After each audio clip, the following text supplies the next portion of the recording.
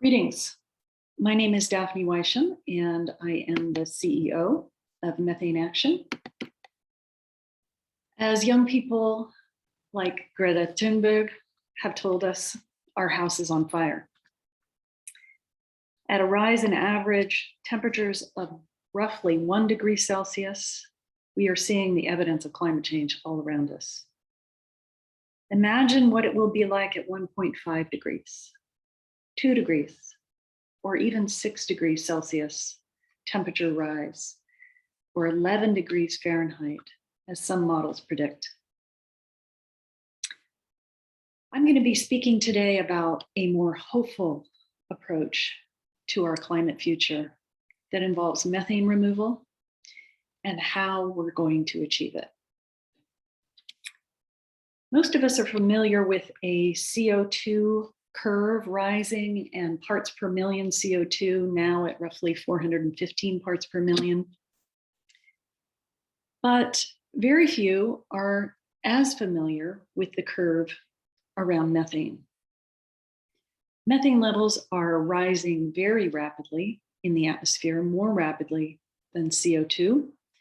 And if we included them in our calculations of parts per million equivalent, we would be above 500 parts per million CO2 equivalent today. Clearly, carbon drawdown is critical in bending the curve of greenhouse gases downward. But now that methane levels are rising in the atmosphere at a rate faster than the methane can be naturally oxidized, we also must focus on bending the methane curve down and doing so quickly. If we succeed, we may buy the precious time we need to work on the numerous other ways in which to extinguish this planetary fire.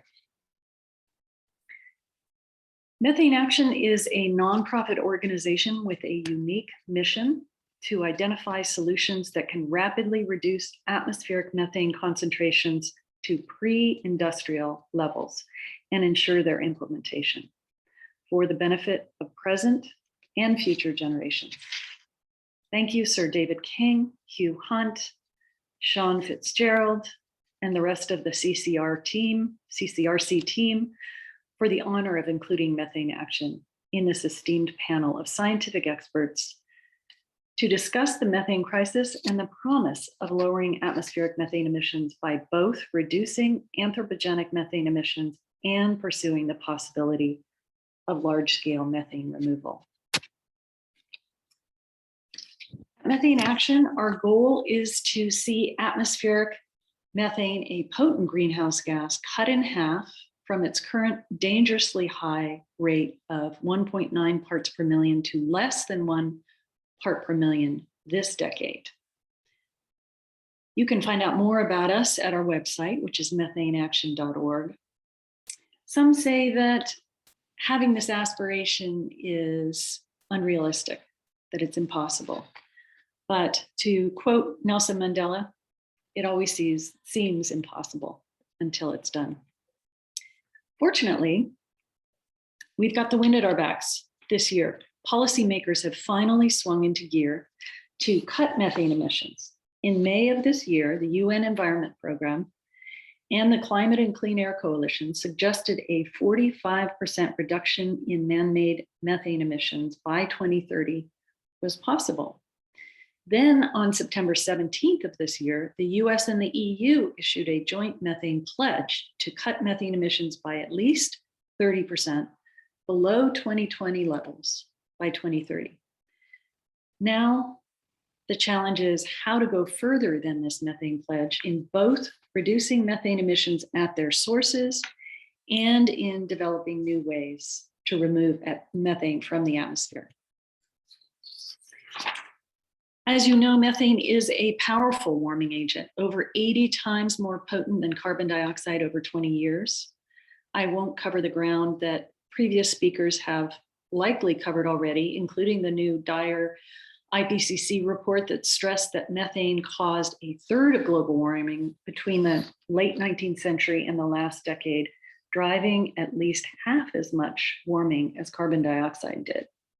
But I am happy to share that folks on Capitol Hill are hard at work trying to build a successful regulatory strategy to support the US-EU methane pledge. In the federal budget reconciliation process, the Energy and Commerce Committee approved a new methane fee that would charge oil and gas companies $1,500 per metric ton of methane emissions over certain thresholds. Even more importantly, that committee approved provision, if enacted this fall, as we expect it will be, would direct the EPA to use some of the proceeds from that fee for developing and deploying methods of removing legacy greenhouse gas emissions emitted by oil and gas operations, including methane. Also, the EPA will soon propose for comment draft tighter regulations requiring the oil and gas industry to find and fix methane leaks at a minimum in new sources and transmission lines that industry seeks to open. Methane Action will urge Congress to enact this proposed fee and tighter regulations on methane. I'm also heartened to share with you that in 2 of the sign-on letters we have issued calling for endorsement of methane removal and urging policymakers to 1, support rapid methane emissions control, 2, support R&D for methane removal, and 3, develop a global governance framework for methane removal. We have gotten broad endorsement from leading scientific experts in the climate arena. You can see the complete list of signatories and add your names to the growing list of endorsers at our website, methaneaction.org. While we are pleased with the proposed US methane fee, it is entirely focused on the fossil fuel sector. Some studies suggest that fossil fuels are indeed the largest source of man-made methane emissions in the US. However, globally, agricultural emissions are far greater. And in the US, large polluting livestock farms and their methane emissions and other pollutants are a serious public health problem, particularly for brown, Black, and low-income communities. So it is important that we not ignore other major emitters like unsustainable agriculture and landfills, and work to ensure regenerative agricultural practices are the norm, not the exception. The US-EU methane pledge does aim to work with farmers to reduce their methane emissions, but more must be done. For example, the EU and the US should remove subsidies for large livestock farms and consider a methane fee similar to the one that was proposed for the fossil fuel industry by Congress to encourage farmers to rapidly reduce livestock's methane emissions. Such a methane fee focused on the biggest emitters in the agricultural sector, accompanied by strong regulations with a similar threshold for emissions so that small farmers and sustainable regenerative farmers would not be affected, is the sort of policy we at Methane Action would like to see explored. What would we do with a methane fee on agriculture? One use of a fee would be to pay the cost of methane removal technologies at large agricultural point sources. Another option, a methane fee could help pay for the application of iron sulfate to rice paddies.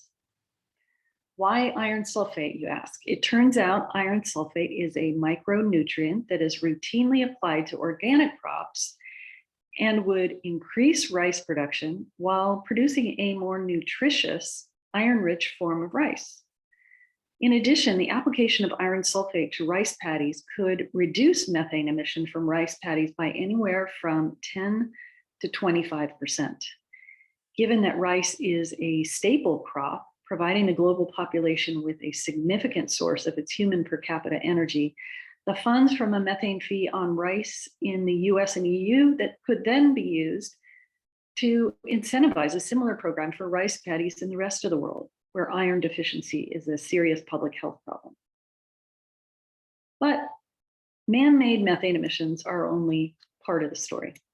We still have to reckon with the fact that humans are responsible for roughly 50% of overall methane emissions. The other 50% are natural emissions from wetlands, freshwater systems, and other natural sources. And there is now evidence that wetlands emissions will intensify as the planet warms.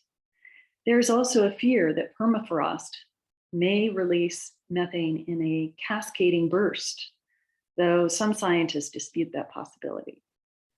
Regardless of its likelihood, even if there were a 1% chance of a methane burst, and preparing for that methane burst would also help us reduce atmospheric methane levels, why wouldn't we pursue such research and development of methane removal technologies on an urgent basis? The math on the various targets and timetables being put forward by various UN bodies and national governments on reductions in anthropogenic methane emissions are somewhat confusing. The US and EU, as I stated earlier, are committed to a reduction of at least 30% in man-made methane emissions by 2030 below 2020 levels. Meanwhile, UNEP and CCAC suggest that we can actually cut by 45% below 2030, by 2030 below 2020 levels. However, in both situations, there is no way of knowing how quickly natural emissions will rise in the meantime, nor therefore what that 30 to 45% reduction in man-made methane emissions will mean for our Paris climate targets. If we reduce methane overall by 30%, but that 50% of emissions that comes from nature continues to rise, how much warming would we avoid? We may avoid some warming, but with natural emissions unknown and growing, we must pursue methane removal on an urgent basis. The question is how? This is a path that has never been taken before, and it is fraught with all kinds of peril. The largest peril, I would suggest, lies not in methane removal technology, but in a failure to build trusting relationships with civil society and governments globally as we proceed to pursue the promise of methane removal. How does one build trust in the global context? How does one proceed with both urgency and caution, ensuring the public understands the methane crisis and the possible solutions before the science is even proven? How does one avoid the moral hazard that methane removal could provide for some of the most polluting industries to continue with business as usual? At Methane Action, we have taken these issues and concerns to heart and have begun the process of engaging with key voices and groups in order to build trust and social license. We don't have all the answers by any means, and so we welcome your partnership with us as we develop our policy agenda. We have the daunting task of walking the fine line between two competing demands. First, that we uphold the precautionary principle, and second, that we act with all due haste to lower methane levels in the atmosphere. Again, this is not just about anthropogenic methane emissions alone. This is about cutting all atmospheric methane levels in half, which is our goal at Methane Action. This is the moonshot of our generation. And if we succeed, because methane drives about a third of global warming, we would noticeably reduce global warming in the relatively near term. Some calculate it would be as if we had turned back greenhouse gas emissions by 15 years or more. With this as our goal at Methane Action, as I noted earlier, last week, leading scientists and advocates from around the world began to sign a joint letter urging governments and international bodies to adopt a new declaration on reducing atmospheric methane, which creates a framework for pursuing aggressive methane emissions reduction and methane removal simultaneously on a fast track, with the goal of restoring atmospheric methane to pre-industrial levels. We were delighted to get noted scientific experts like former UN Development Program Administrator and co-founder of the Natural Resources Defense Council, Gus Speth, to sign on. Also noted atmospheric scientist, Professor Michael Mann, and former general counsel of the President's Council on Environmental Quality under both Democratic and Republican US presidents, Dinah Baer. She was joined by Dr. Lena Hoagland Isaacson with the International Institute for Applied Systems Analysis, who is also an editor with the IPCC. The list goes on. We've got some really wonderful signatories, and we hope that you will join us on our website at methaneaction.org and endorse our declaration as well. Methane Action and its allies will present that letter and draft policy to policy leaders and leaders of COP26 before the COP opens. So please do join us at methaneaction.org. So what's next?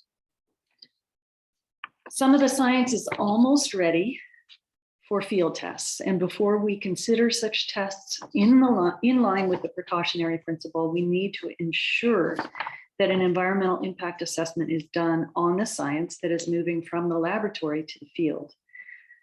We at Methane Action have hired an expert independent environmental assessment team, and working with that EIA team, the field test team, and with officials of the governments with jurisdictions over the affected areas and with affected stakeholders, we will ensure compliance with all international laws. Methane Action is now working with the principal investigators to obtain funding for those field tests. Funding is an absolutely essential prerequisite for these small-scale phase 2 tests. I will let my colleague John Fitzgerald, who is counsel to Methane Action, discuss the ins and outs of how methane removal could help us fulfill our international legal duties, and let him flesh out in greater detail how a global methane declaration based on our original scientist methane removal letter of April, which was signed by Sir David King, could play out in the international context. And I will end my talk with a modification of a quote from my governor here in Washington State, Jay Inslee. We are the first generation to feel the heat of unprecedented methane levels in the atmosphere, and we are the last ones that can do something about it. So with that, let's get to work. Thank you very much.